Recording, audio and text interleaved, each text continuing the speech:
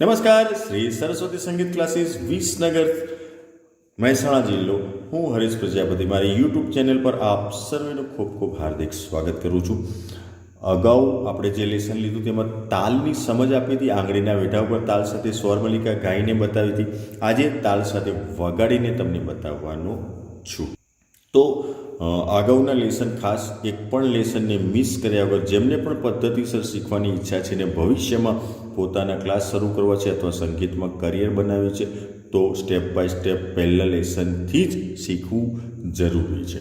અડધેથી જોશો તો કશી જ ખબર પડશે નહીં, એટલા માટે ખાસ વિનંતી. બીજું કે જેમને લખવાનો કંટાળો આવતો હોય તો આપણા પાસે કોર્સની આ 2 PDF ફાઇલો છે.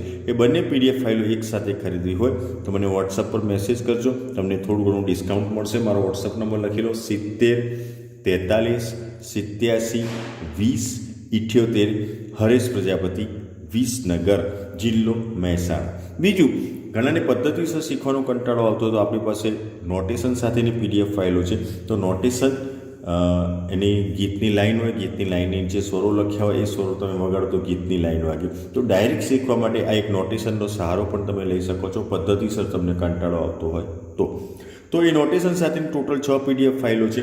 ગરબાની છે, 3 તાળીના ગરબાની છે, ફિલ્મી ગીતોની છે, ભજનની છે, ધૂનની છે અને લગ્ન ગીત લોકગીતની પણ છે. તો આ 6 એક સાથે ખરીદો તો તમને 50% ડિસ્કાઉન્ટ મળશે. એ સિવાય તમને યુટ્યુબમાં વિડીયો નથી મળતા અથવા તો તમે આર્થિક રીતે સક્ષમ છો તો પર્સનલ મારી સાથે જોડાઈને વોટ્સઅપ કોર્સમાં તમે એડમિશન લઈ શકો છો. એ વોટ્સઅપ કોર્સમાં શું આવશે એની માહિતી પણ તમને વોટ્સઅપમાં મને મેસેજ કરજો તો મળી જશે. ઓકે, તો આવું સ્ટાર્ટ કરીએ. તાલ સાથે ડાયરેક્ટ હવે વગાડું છું કારણ કે તાલનું નોલેજ તમને આવી ગયું હશે, તમે એને સમજી લીધું હશે, એટલે ડાયરેક્ટ હવે તાલ સાથે વગાડીને આપણે સ્ટાર્ટ કરીએ છીએ. ધા ધીન ધીન ધા ધીન ધીન.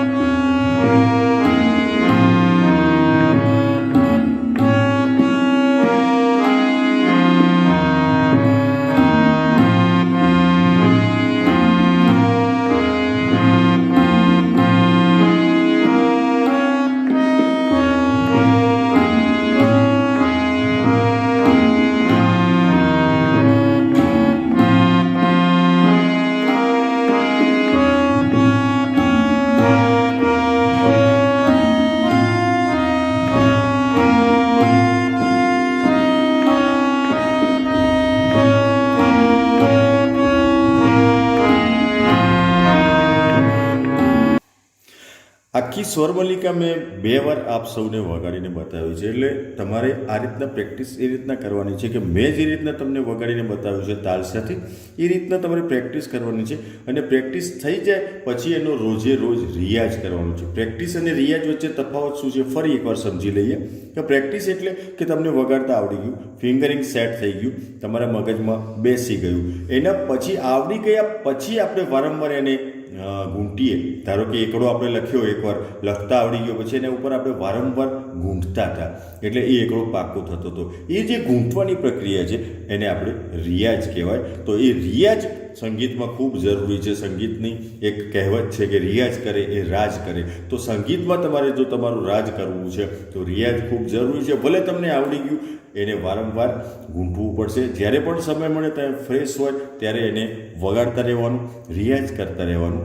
રાગ આખો તૈયાર થઈ જાય. આજે સ્વરમલિકા તૈયાર કરી, કાલે દુગુન થશે એની, દુગુન પછી ચીજ ગીત આપણે લઈશું, ચીજ ગીતને દુગુન થશે, એના પછી આખો રાગ સંપૂર્ણ થશે. એટલે આખો રાગ સંપૂર્ણ થઈ ગયા પછી આખા રાજનો રિયાઝ કરવો ખૂબ જરૂરી છે. જેટલું તમારા હૃદયમાં સ્થાપિત થશે, મગજમાંથી હૃદયમાં ઉતરશે ત્યારે તમે એ રાગને પામશો, સંપૂર્ણ રીતે એને જાણશો.